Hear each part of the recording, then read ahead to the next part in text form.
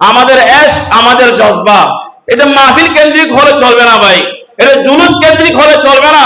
এটা আমরা বছরে দুই একটা বড় অনুষ্ঠান হবে, আমরা যখন বিশাল একটা বাহিনী আমাদের সুন্নিয়তের, আমরা যখন একটা বিশাল জনশক্তি দেখব, ওই সময় আমার এশকটা যখন উঠলাই উঠবে, ওই শক্তিটা, ওই এশকটা আমার জীবনে জিহাদের ময়দানে কিন্তু কাজে আসবে না।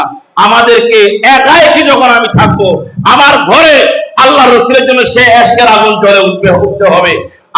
আমি যখন একা থাকবো, তখন আমার মধ্যে জিহাদের চেতনা জ্বলে উঠতে হবে। আমার ভিতরে অনুশোচনার সেই আগুন দাও দাও করে জ্বলতে হবে।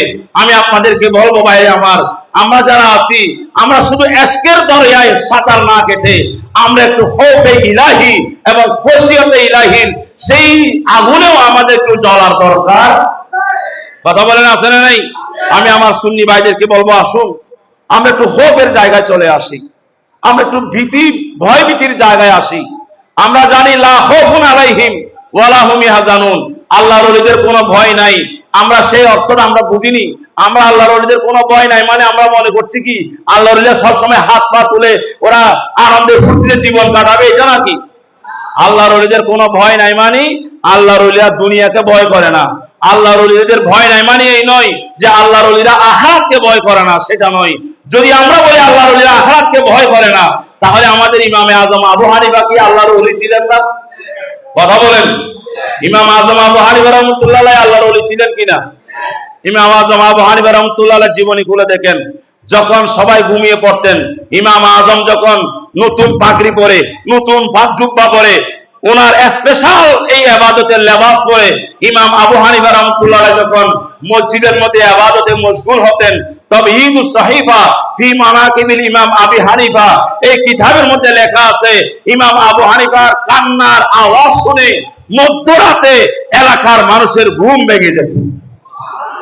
আর ওই এলাকার মানুষগুলো এসে ওনারা মনে করতেন ইমাম আবু হানিফা রাহমাতুল্লাহ কোনো বিপদ হয়েছে, কিন্তু ওনারা যখন মসজিদের দরজায় এসে দেখতেন, জানালায় উঁকি দিয়ে দেখতেন না, ইমাম আবু হানিফার কোনো বিপদ হয় নাই।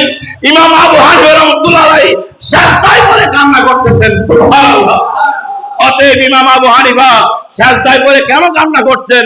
নিশ্চয় উনি আখিরাতকে ভয় করেছেন। আল্লাহকে কিভাবে চেহারা দেখাবেন, আল্লাহর সামনে কিভাবে দাঁড়াবেন, সে ভয়টা ওনার ভিতরে ছিল। সেই জন্য লা খাউফুন বলেছেন।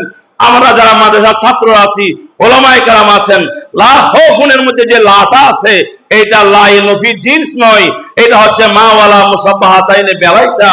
যদি লা নফি জিন্স হইতো তাহলে লা খাউফুন না হয়ে এটা লা খাউফা হইতো। এটা লা খাউফা বলে নাই আল্লাহ। আল্লাহ বলেছেন লা খাউফুন। লা খাউফুন মানে হচ্ছে এক প্রকার ভয় নাই, আরেক প্রকার ভয় আছে। অতএব প্রকৃতপক্ষে ওলি তারা যারা আখিরাতকে ভয় করে, যারা দুনিয়াকে ভয় করে না, তাদেরকে বলা হয় সত্যিকার আল্লাহর ওলি। আমি আপনাদেরকে বলবো, আমরা এতদিন ধরে এখানে আমাদের অনেক সহপাঠী ভাইরা আছি যারা 20 বছর 30 বছর ধরে এই ব্যানারের নিচে কাজ করতেছি। আসুন আমরা একটু অনুতপ্ত হয়ে অনুশোচনা করি। আমরা আমাদের এই অঙ্গনে, আমাদের এই মাঠে আমরা এমন একটা আস্থা, এমন একটা বিশ্বাসের জায়গায় আমরা আসি যেন আমাদের কর্মীরা আমাদেরকে পৃথিবীর জমিনে সবচেয়ে বেশি নিরাপদ নেতা মনে করেন, এবং আমাদের কাছে এসে আমাদের কর্মীরা যেন আখিরাতের ভয়ের সুগন্ধি পায়। আমাদের কর্মী ভাইরা যেন আমাদেরকে পাইলে মনে করে পৃথিবীর সবচেয়ে বেশি বড় আপনকে পেয়েছি।